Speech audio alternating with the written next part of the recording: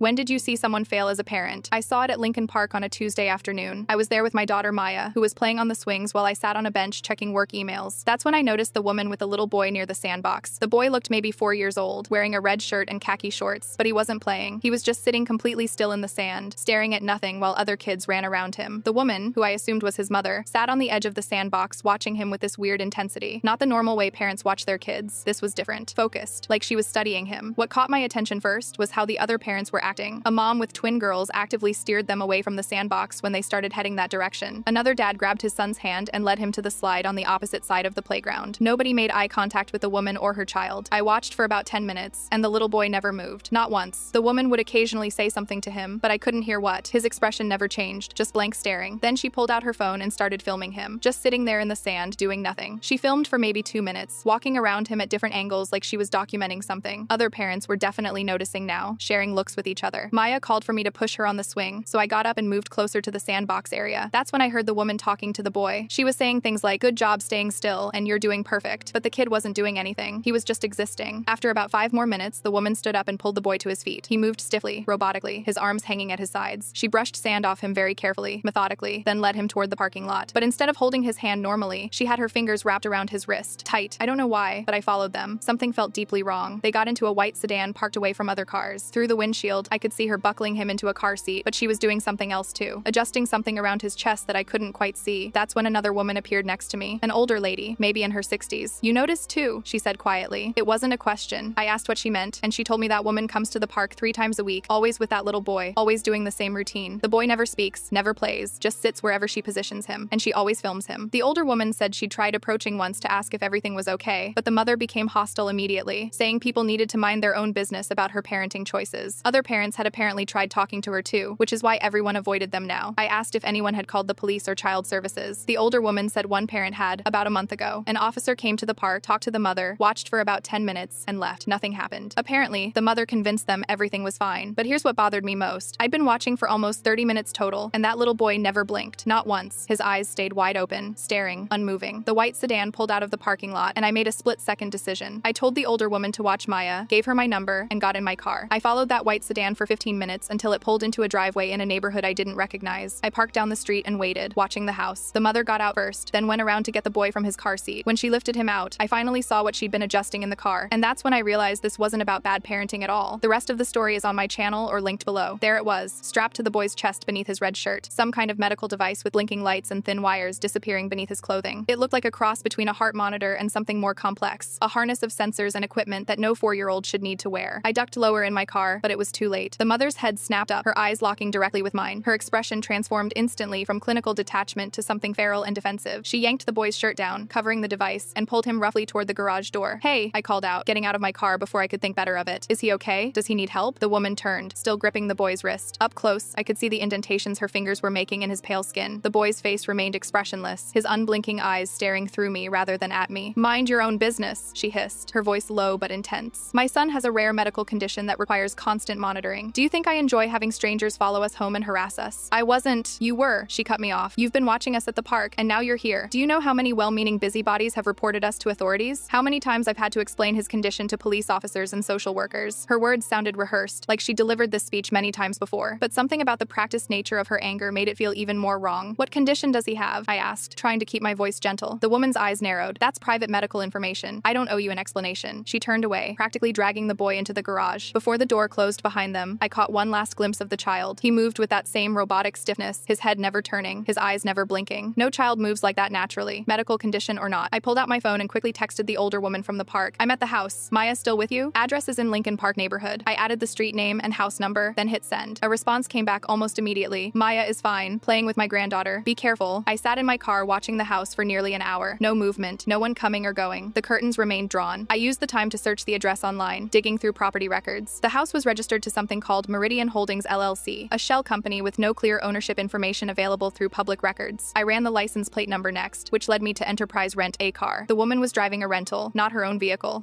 Another red flag. After making sure no one was watching, I got out and walked around the block, approaching the house from the other side. I took several photos with my phone, documenting the property from different angles. That's when I noticed the security cameras. Not just 1 or 2, but at least 6 visible ones positioned around the perimeter of the house. Professional-grade equipment with motion tracking capabilities far beyond what a normal homeowner would would install. One camera swiveled toward me, its lens adjusting with a faint mechanical whir. I pretended to be checking my phone, then casually walked away, my heart pounding. Whatever was happening in that house, the woman was serious about security. Back in my car, I scrolled through the photos I'd taken. In one of them, I could see through a gap in the living room curtains. There was medical equipment visible, not the typical things you'd find in a home caring for a sick child, but what looked like monitoring stations and computer equipment. My phone rang, startling me. It was the older woman from the park. "I've got Maya with me at the playground still," she said without preamble. "My name is Margaret, by the way. I think we should talk about what you saw. I need to pick up my daughter first," I said, starting my car. "But yes, we definitely need to talk. There's something very wrong happening with that boy." "I know," Margaret replied, her voice grave. "I've been documenting it for months. This isn't just bad parenting. Whatever's happening to that child is something much worse." As I drove back toward the park, I glanced in my rearview mirror at the house growing smaller behind me. The boy's blank, unblinking stare haunted me, the device strapped to his chest, the clinical way his mother handled him. This wasn't about parenting at all. It was about something much darker, and I couldn't shake the feeling that the little boy in the red shirt wasn't the only child in danger. I accelerated toward the park, already formulating a plan. Maya would need to stay with her father tonight. I had a feeling I wouldn't be getting much sleep, because whatever was happening in that house in Lincoln Park, I couldn't just walk away now. That boy needed someone to notice him, really notice him, and I might be his only chance. I called 911 from my car, fingers trembling against the screen as I tried to explain what I'd seen. "So, you're reporting a child with a medical device?" The dispatcher's voice sounded bored, almost annoyed. "Ma'am, many children with health conditions require monitoring equipment." "No, you don't understand," I insisted, watching the house from my parked car 2 blocks away. "This isn't normal medical equipment. The boy never blinks or moves naturally." The mother became hostile when I asked if he needed help, and there's surveillance equipment everywhere. A long sigh came through the phone. "Did you witness any physical abuse? Any visible injuries?" "Well, no, but ma'am, having security cameras and a child with special needs isn't a crime. If you haven't witnessed actual abuse, there's nothing we can do." The mother already explained he has a medical condition. I hung up, frustration burning in my throat. The police dispatcher had dismissed my concerns before I could even explain the shell company owning the property or the rental car. I needed someone to take this seriously. After picking up Maya from Margaret at the park, I dropped her at her father's place for the night, explaining I had an emergency to handle. He didn't ask questions, one benefit of our amicable divorce. The next morning, I called Child Protective Services, prepared with notes about everything I'd observed. "The address is in Lincoln Park." I told the intake worker. "The boy wears some kind of monitoring harness on his chest. He never blinks, never plays with other children." The mother became immediately defensive when I approached. The line went silent for a moment. "Can you describe the child again?" the worker asked, her voice suddenly alert. "About 4 years old, always wears a red shirt and khaki shorts, pale skin, dark hair. He sits completely still on the same bench every Tuesday afternoon." I heard typing, then a sharp intake of breath. "We have an existing case file flagged for that address. I can't share details, but thank you for this information. We'll follow up immediately." My stomach dropped. An existing case meant others had reported concerns before me. The boy's blank stare haunted me as I drove back to Lincoln Park that afternoon. Margaret was already there, sitting on a bench with a leather-bound notebook in her lap. She waved me over, her gray hair neatly pinned back, wearing practical walking shoes and a cardigan despite the warm weather. "I was hoping you'd come back," she said, patting the space beside her. "I'm Margaret Winters. I've been documenting that boy for almost 3 months now." "I'm Eliza," I replied, sitting down. "I called CPS this morning. They said there's already a case file." Margaret nodded grimly. "I'm not surprised. I've called them twice myself." She opened her notebook, revealing meticulously dated entries with times, observations, and even small sketches. "The boy first appeared in early June. Always Tuesday afternoons. Always the same bench. Always the same outfit. Red shirt, khaki shorts, no matter the weather." She flipped through pages of notes. "He never plays with other children, never runs or climbs, never eats or drinks, never uses the bathroom, and most disturbing, he never blinks." "What about the woman filming him?" I asked. "Different women, actually," Margaret replied, turning to a section with crude sketches of different faces. 3 different women have brought him, rotating on a schedule, all with the same clinical approach, all filming him with professional equipment. I leaned closer to study her notes. "Have you researched medical conditions that might explain his behavior?" Margaret pulled out a folder filled with printouts. "Everything from autism spectrum disorders to muscular conditions. Nothing matches the combination of symptoms, especially the complete lack of blinking and total stillness. Even children with the most severe conditions make involuntary movements." We spent the afternoon researching medical conditions on our phones, comparing symptoms to what we'd observed. Nothing fit. "We need to watch the house," I said finally. "If they're bringing the boy to the park on Tuesdays, what happens the rest of the week?" Margaret agreed, and we established a rotation. She'd watch mornings. I'd take afternoons and evenings when possible. We exchanged phone numbers and created a shared document to log our observations. The first 2 days revealed nothing unusual, no one entering or leaving, but on Friday evening, a different white sedan pulled into the driveway. A woman emerged with a small girl, maybe 5 years old, wearing the same type of monitoring harness visible beneath her pink dress. The girl moved with the same robotic stiffness as the boy. "Are you seeing this?" I whispered into my phone, Margaret on the other end of the line. "I'm parked on the corner," she confirmed. "That's not the same child." Over the next week, we documented 3 more children arriving at the house, each with different adults, each wearing monitoring devices, each displaying the same unnerving behavior. The boy in the red shirt appeared only on Tuesdays at the park. "This isn't a medical condition," I told Margaret as we compared notes in a coffee shop far from Lincoln Park. "They're doing something to these children. The harnesses, the filming, the rotating adults. It's some kind of experiment." Margaret's hands trembled slightly as she closed her notebook. "Whatever it is, it's not just one child at risk anymore. We need to find out what happens inside that that house. CPS said they'd follow up, but I haven't heard anything, I said, frustration edging my voice. What if they're trafficking these kids? Or worse, we need more evidence, Margaret replied, determination hardening her features. No one will take action based on strange behavior alone. We need to find out where these children come from and what happens to them in that house. I stared at the photos on my phone. Different children, same vacant expression, same monitoring device. The image of the boy in the red shirt sitting motionless on the park bench flashed through my mind. Whatever was happening to these children, it was methodical, organized, and deeply wrong. Tomorrow's Tuesday, I said, putting my phone away. The boy in red will be at the park again. Let's follow whoever brings him. Not just to the house this time, but wherever they go next. Margaret nodded, her eyes reflecting my own determination. These children can't speak for themselves. We have to be their voice. Margaret and I agreed to take shifts watching the house. Tuesday morning, I texted my boss that I needed a personal day and settled in with a thermos of coffee 2 blocks away, where I could see the driveway without being obvious. Around 10 a.m., the garage door opened and the white sedan backed out. She's on the move, I texted Margaret. Following now, I kept 3 cars between us as we left Lincoln Park, heading northwest out of the city. The woman drove methodically, never speeding, using turn signals properly. Someone determined not to attract attention. After 30 minutes, she turned into an industrial area with storage facilities and warehouses. I parked across the street from a massive storage complex where her sedan had disappeared. Ducking low in my seat, I watched her unlock a large unit at the far end of the facility. She rolled up the door and disappeared inside. 5 minutes later, she emerged, pulling a dolly loaded with what looked like a metal crate about the size of a mini refrigerator. My phone buzzed. Margaret, any update? I snapped photos as the woman struggled to load the crate into the back of her sedan. At storage facility, loading large metal container into car, looks heavy, medical grade. Call the FBI, Margaret texted back immediately. This crosses state lines. Local police won't help. My hands trembled as I searched for the FBI tip line. I'd never imagined myself doing something like this, reporting a potential crime to federal authorities. The operator who answered was surprisingly patient as I explained what Margaret and I had witnessed over the past weeks. Multiple children with identical monitoring devices, different adults bringing them to the same house, shell company ownership, and now she's retrieving something from storage that looks medical grade. Ma'am, can you safely continue observation without approaching the subject? The operator asked. Yes. An agent will contact you shortly. Please do not intervene or make your presence known. 20 minutes later, the woman finished securing her cargo and drove away. I followed at a distance back toward Lincoln Park. My phone rang with an unknown number. This is Special Agent Rivera with the FBI. I understand you've reported potential child endangerment or trafficking. I explained everything again. The boy at the park, the monitoring harness, Margaret's documentation, the multiple children, and now the storage facility visit. Miss Winters already contacted us this morning with her journal entries, Agent Rivera said. We take these reports very seriously, especially with the level of detail you've both provided. Can you meet me at the coffee shop on Fullerton Avenue in 30 minutes? Agent Rivera was younger than I expected, maybe early 30s, with sharp eyes that missed nothing. She wore a blazer despite the heat and carried a slim laptop case. Margaret arrived minutes after I did, clutching her leather-bound notebook. I need to see everything you have, Agent Rivera said after introductions. Photos, notes, timelines. We spread our evidence across the table. Margaret's meticulous journal, my photos of the house and storage facility, our shared document tracking comings and goings. This monitoring device, Agent Rivera pointed to my zoomed-in photo of the harness visible under the boy's shirt. It's not standard medical equipment. It appears custom-built. She typed rapidly on her laptop, occasionally asking clarifying questions. After an hour, she closed her computer. We have enough for surveillance authorization, she said. I need you both to go home and stay there. Do not return to the house or contact the subjects. But the children, Margaret started. We have a team mobilizing now. Agent Rivera cut her off. Your involvement ends here. You've done the right thing, bringing this to us. I couldn't just walk away. What if they move the children? What if they realize they've been reported? Agent Rivera's expression softened slightly. I understand your concern, but this is now a federal investigation. Civilian involvement could jeopardize both the case and those children's safety. Reluctantly, Margaret and I left the coffee shop. I drove home in a daze, jumping every time my phone buzzed. Hours passed with no updates. That night, I couldn't sleep, imagining the boy in the red shirt sitting motionless, unblinking. At 5:38 a.m., my phone rang. We're executing a search warrant in 1 hour, Agent Rivera said without preamble. Be at the field office by 7 a.m. if you want to be debriefed. Margaret was already waiting when I arrived at the address. Agent Rivera had texted. We were ushered into a conference room where several agents were reviewing tactical plans. The raid was successful, Agent Rivera informed us, sliding photographs across the table. We found a fully equipped medical facility in the basement, 6 children, all with monitoring devices similar to what you described. The images showed hospital-style beds, sophisticated equipment, and children who appeared heavily sedated. I recognized the boy in the red shirt among them. What were they doing to them? Margaret's voice shook. Unauthorized pharmaceutical testing, Agent Rivera replied grimly. The woman is Dr. Eleanor Mercer, a researcher specializing in pediatric neurological response. The children were being used to test experimental drugs without FDA approval or parental consent. My stomach lurched. Without consent? They're not her children? Only one is the boy you first noticed. The others were borrowed. Agent Rivera's professional demeanor cracked slightly. From desperate families who believed their children were participating in legitimate medical studies for compensation, the documentation suggests some parents knew their children would be monitored, but had no idea about the extent of the testing. The different women we saw, I began. Research assistants, Agent Rivera confirmed. The entire operation was funded through a pharmaceutical company developing drugs for childhood behavioral disorders. Dr. Mercer was conducting side trials without the company's official knowledge, though we're investigating how high up the approval approval might have gone. Margaret clutched her notebook tightly. Will the children recover? They're receiving proper medical care now. The sedatives will wear off, and the physical monitoring should leave no permanent damage. The psychological impact. She trailed off. That's harder to predict. I thought about the boy in the red shirt, how he never blinked, never played. And Dr. Mercer's own son? Why would she do that to her own child? Agent Rivera's face hardened. Some people believe the end justifies any means. Dr. Mercer appears to have viewed her son as the perfect control subject, a child she had complete access to, day and night. As we left the field office, Margaret squeezed my hand. You know what haunts me most? If you hadn't noticed that device under his shirt that day, if you hadn't followed them home, I nodded, unable to speak. The image of the boy sitting motionless on that park bench would stay with me forever, but at least now he had a chance to be a real child again, to run, to play, to blink whenever he wanted to. The trial lasted 6 weeks, the longest 6 weeks of my life. I sat in that courtroom every day, watching Dr. Eleanor Mercer in her pressed gray suit, her face a mask of clinical detachment, the same expression she wore while experimenting on children. The defendant worked as a senior researcher at Northlake Pharmaceuticals. The prosecutor explained to the jury during opening statements. Evidence will show she diverted experimental compounds from legitimate trials to conduct unauthorized tests on children, including her own son. Northlake's attorneys sat in the gallery every day, their faces grim as emails and internal documents were presented, showing exactly how much the company knew. They initially released statements claiming Dr. Mercer had gone rogue and acted without corporate knowledge or approval. Northlake Pharmaceuticals categorically denies any involvement in Dr. Mercer's unauthorized research activities, their PR statement read. But Agent Rivera had been thorough. Your Honor, the prosecution would like to enter Exhibit 47 into evidence, she said on day 3, placing a stack of emails on the evidence table. Communications between Dr. Mercer and Northlake's VP of Research, detailing the unofficial trials and their potential value to the company's pediatric neurological drug pipeline. I watched the Northlake attorneys whispering frantically as the emails were read aloud. Phrases like regulatory fast track and off-books testing and plausible deniability echoed through the courtroom. The VP of Research was indicted the following week. Margaret sat beside me most days, her leather notebook resting in her lap. The judge had allowed it as evidence, her meticulous documentation becoming a cornerstone of the prosecution's case. Miss Winters, the prosecutor asked during Margaret's testimony, can you tell the court how many times you observed the child in Lincoln Park? 14 Tuesdays, Margaret replied, her voice steady. Always from 2:15 to 4:30 p.m. Always in the same location. Always displaying the same concerning behaviors. When it was my turn to testify, I described following the white sedan to the house that first day, seeing the device strapped to the boy's chest, the mother's rehearsed defensiveness. And what compelled you to follow them home? The defense attorney asked during cross-examination, his tone suggesting I was the one who had done something wrong. The boy never blinked, I said simply. No child sits that still. No child stares without blinking. I knew something was wrong. The medical evidence was the most disturbing. The monitoring harnesses recorded vital signs, brain activity, and chemical responses to the experimental drugs. Dr. Mercer had been testing compounds designed to enhance focus and cognitive function in children with attention disorders, drugs that hadn't passed initial safety protocols. The children were administered varying doses to measure effectiveness and side effects. The medical expert testified. The unblinking state and robotic movements were side effects of the compounds, which essentially locked the children into a hyper-focused state while suppressing normal physical responses. I thought about the boy in the red shirt, sitting motionless on that park bench every Tuesday, his mother filming his reactions like he was a lab specimen rather than her child. The jury took less than 4 hours to return a guilty verdict on all counts. Dr. Eleanor Mercer received 20 years for child endangerment, unauthorized human experimentation, and fraud. The judge's voice shook with barely contained anger during sentencing. You violated the most sacred trust that between a parent and child, he said, staring down at Dr. Mercer. You treated these children as test subjects rather than human beings deserving of care and protection. 3 Northlake executives were indicted on federal charges for illegal testing and conspiracy. The pharmaceutical company's stock plummeted as details of the case made national headlines. After the sentencing, Agent Rivera invited Margaret and me to her office to share what had happened to the children. The boy in the red shirt is named Connor, she said, sliding a photo across her desk. This was taken last week. In the picture, a small boy with dark hair played on a swing set, his face bright with laughter, no monitoring device in sight. The transformation was startling. Life had returned to his eyes. His father had no knowledge of what Dr. Mercer was doing. Agent Rivera explained. They've been divorced for 2 years, and she had primary custody. He's been granted full custody now and is working with child psychologists to help Connor recover. And the other children? Margaret asked. All returned to their families with ongoing medical and psychological support. Most were from low-income households recruited through special study opportunities with significant compensation. The parents were told their children were participating in approved research for learning disorders. 3 months after the trial, I received a text message from a number I didn't recognize. Connor asked about the lady from the park. Would you like to visit? The following Saturday, Margaret and I drove to a small house in the suburbs where Connor's father, David, welcomed us with coffee and gratitude. The doctors say he might not remember much from that time, David explained quietly while Connor played with building blocks in the living room. The drugs affected his memory formation, but he remembered someone watching him at the park. He said you had kind eyes. Connor looked up when I sat down beside him. He blinked a normal, natural blink and handed me a red block. I'm building a tower, he said, his voice animated and childlike. Wanna help? Maya asks about him sometimes. She remembers the boy who never played, who sat like a statue while other children ran and climbed. I tell her he was sick, but he's better now. We visit every few weeks. Margaret brings cookies, and I bring art supplies. Connor draws pictures of dinosaurs and rockets, normal kid stuff that brings brings tears to my eyes. Last Tuesday, we all met at Lincoln Park. Connor ran straight to the playground, climbing the same structures he once stared at with vacant eyes. He laughed when he went down the slide, a bright, bubbling sound that erased the memory of his silence. He's just a regular kid now, David said, watching his son with wonder. The doctors say he might not have any lasting effects if we continue therapy. Margaret nudged my arm, pointing to Connor as he blinked in the sunlight, his eyes squinting against the brightness as he waved to Maya. That's all I wanted, she whispered, to see him blink. I nodded, unable to speak past the lump in my throat. We had done the right thing, Margaret and I. We had noticed what others missed or chose to ignore. We had trusted our instincts when something felt wrong. Because sometimes the most important thing you can do for a child is simply to see them, really see them when the rest of the world is looking away.